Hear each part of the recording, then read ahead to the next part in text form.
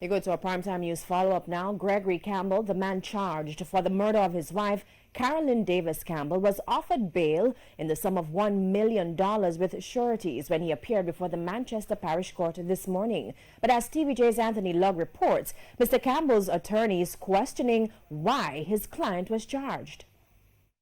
Just yesterday, the police reported that Gregory Campbell, the husband of slain Bishop Gibson teacher Carolyn Davis Campbell, was charged with her murder. So when the matter was called up in the Manchester Parish Court on Friday, many expected that prosecutors would have been prepared. But that was not so. When Parish Judge Courtney Maxwell questioned why Mr. Campbell was charged, he was not satisfied with the Crown's response.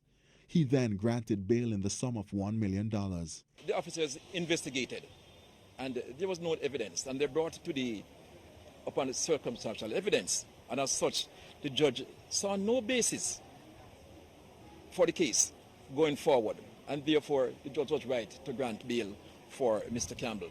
As a condition of his bail, Mr. Campbell will have to surrender his travel documents and report to the Mandeville police station daily.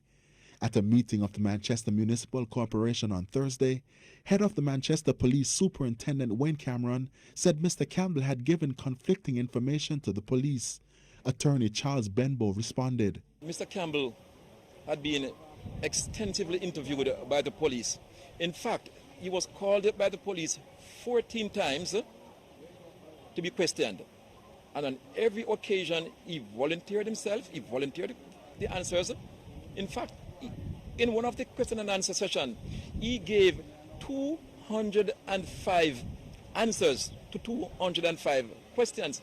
And not one of those questions deviate from information he supplied to the police. And none could cause the police to prefer a substantial charge on him. Mrs. Davis Campbell, a teacher at the Bishop Gibson High School, was fatally shot at her home in Melrose Mews, Manchester on July 10. Mr. Campbell, who was at the house at the time, was not injured. He is scheduled to return to court on October 17. We don't know what will happen going forward, but I can tell you this matter will not go beyond the Manchester Parish Court.